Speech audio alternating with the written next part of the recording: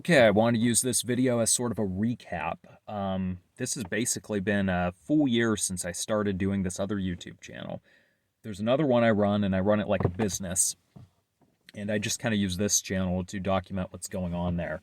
And within a year, I was able to go from 25 subscribers, when I kind of did it as this thing on the side, and then, a year ago, I started taking it really seriously with 25 subscribers, and I've gotten that number up to 18,000. And it though is not like it's something I like doing.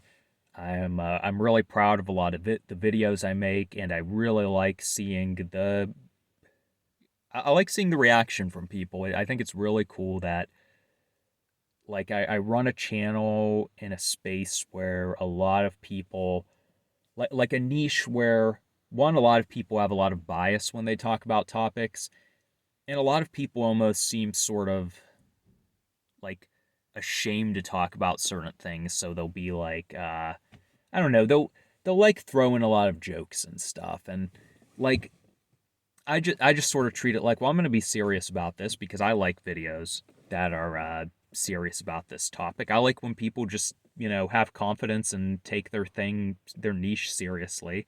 And I also don't have a political bias. Well, I do, but I try to keep it out of the videos.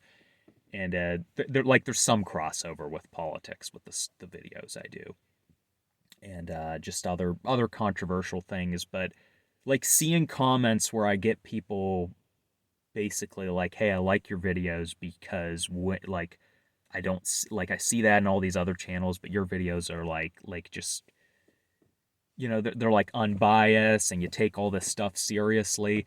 It's like that's a very validating, great feeling. But I'm also like I'm 28 and I live at home, and it's like I've got to start taking things more seriously. And because I don't want this to be my situation forever. And like one of the things I learned from YouTube is that like to get my YouTube channel to the point it's at, I had to cut out so much from my life, and especially all these other little hobbies and dreams and stuff. And it's one of those things I see other people aren't willing to do. And I learned pretty early on that like if your attention is cut in all these different directions, you're never gonna get like you're gonna be a jack of all trades and a master of none.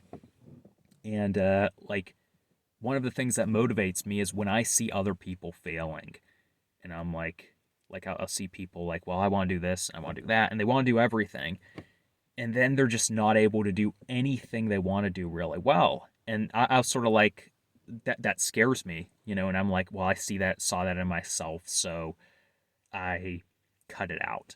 Where it's like I cut out all these other things I wanted to focus on. I probably even cut out a lot of good things from my life, things I should have been focusing, made some more time for. And like that was the cost of getting YouTube to where it is. And I think it taught me a lot, like more than I learned at just working other jobs where I wasn't my own boss, where I was just sort of a cog in the machine. I mean, I learned stuff at those jobs, but I think I learned a lot more from just doing this thing on my own. But one of the things I learned is like even with all of my energy directed towards this, and like for the last month I was doing 2 videos per week, and I think they were good videos, and uh, the audience really liked. Like there's one in particular that people just loved, and it just generated a lot of discussion. But as good as that is, it's like I think someone who's a little bit more skilled at it, or maybe they found the right niche, they might be able to, with all their work, um, get a lot bigger in the time span than I did. But you know, basically, I wasn't able to. But even that, like, I want to reel that back in a little bit because to me, it's like I never expected to make like 100,000 subscribers within a year or something like that.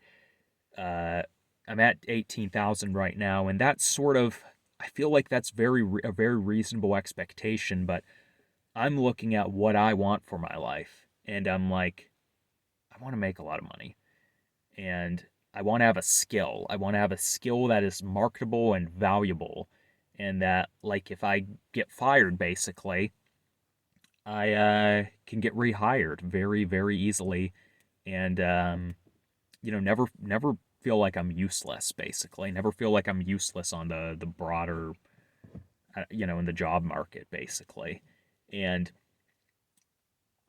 as like as big as a YouTube channel might get, you're probably not going to have that. Especially it's one that I run it for personal reasons. Excuse me.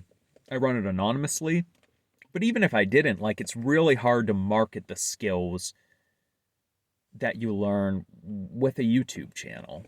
Um, hmm. Trying to think of a way to bring this all together. I think, yeah, I think it's something you can do, and it's like I always understood it as it's a marathon. It's not a sprint. It's going to take a while to be successful, but I'm kind of looking at the okay, the cost of how long it takes to get it successful, and then when you get it there, it's almost like, well, if your channel gets nuked or people stop caring or something like that, it's now like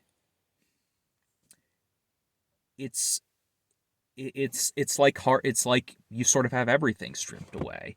Um, I do feel like I feel like if I wanted to, I almost want to do it as an experiment. I feel like I could get another YouTube channel, start it up, and get it to 1,000 subscribers very quickly, just based on what I learned.